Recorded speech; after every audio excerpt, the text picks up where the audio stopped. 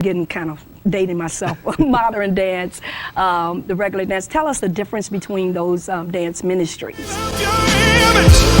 sacrificed so that this one boy could have everlasting life. You gave up your glory so I could have. Well, I always say this. Not everybody in the church is going to excel street dance, crumb, b-boy, stuff like that. But not everybody in the streets is going to accept mime, praise dancing, and flags. Praise dance. My ministry incorporates it all in one style, so that way I can reach both crowds. With dance, dance is so powerful. It's so powerful. It's so expressive. And let me tell you this: dance wasn't even my first passion. Okay. My first passion was art. I used to love art and drawing and stuff like that. I still do, but now with dance, it kind of gives me, I said this once before too, the world is my canvas and dance is my paintbrush. Wow. And so with that, God gave me a new passion to be able to still use art, because it is fine arts. With dance, it's all about how you do it. I've seen people do ballet and everything. I've seen people do all these other different types of styles in ministry, but it's all about how you do it and how you come about it. Even myself, the certain styles that I've incorporated: bone breaking, mime, ballet, jazz, contemporary, hip hop, everything.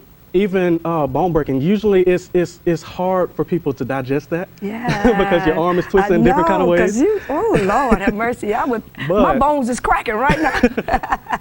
But it's all about how you go about it. And even, I'm gonna tell you this, because some ministries have to work on this too, as far as your image concerning and what you're doing. Because recently I saw a video, and it went viral, where this young ministry, there was a dance team, and they were dancing in church, but they didn't know the limit.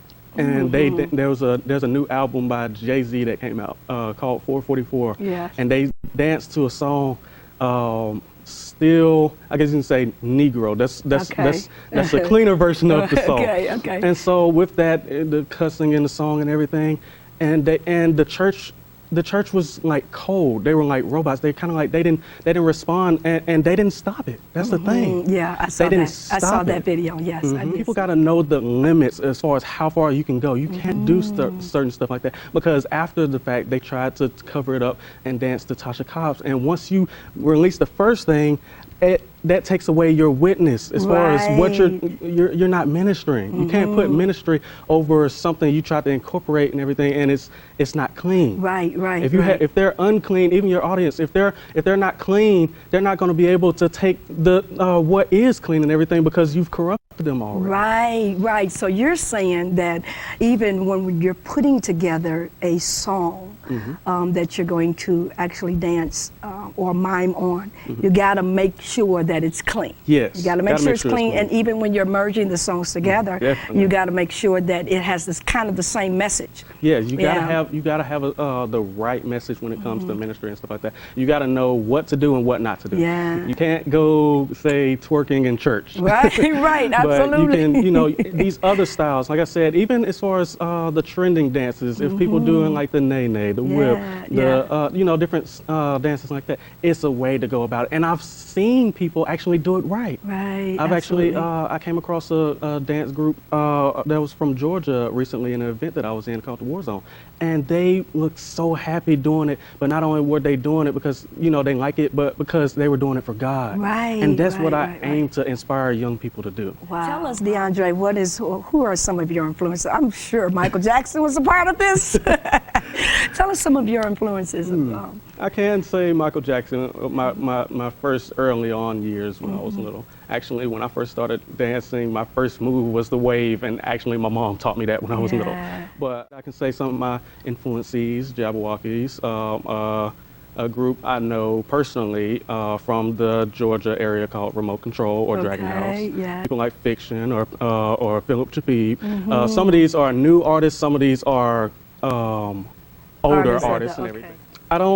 I don't copy from other people. I don't copy. I get inspired by what they can do, and I push myself to go harder. Good. Because I don't want to be set in a box to where, oh, you're a mime, so all you can do is mime. No. Right. With being versatile, with being all styles, people think all styles is just doing animation, doing a bunch of animation tutting and stuff like that. No, all styles means all styles. Right, got you, Like got you. I might start doing Bollywood the next 5 minutes. Yeah, you know, it's yeah. all about, you know, what you incorporate with your dancing and everything. It's musicality. Yeah, yeah, Being yeah. able to go and flow with the music and everything, and being able to just let your brain just paint. Yeah, that and I love that about you. You've got to come back. You got to come back, Deondre, because you're such a powerful gift to the body of Christ, and you're helping so many people that are watching now, especially those that are in the dance ministry. Tell us how we can get in touch with you.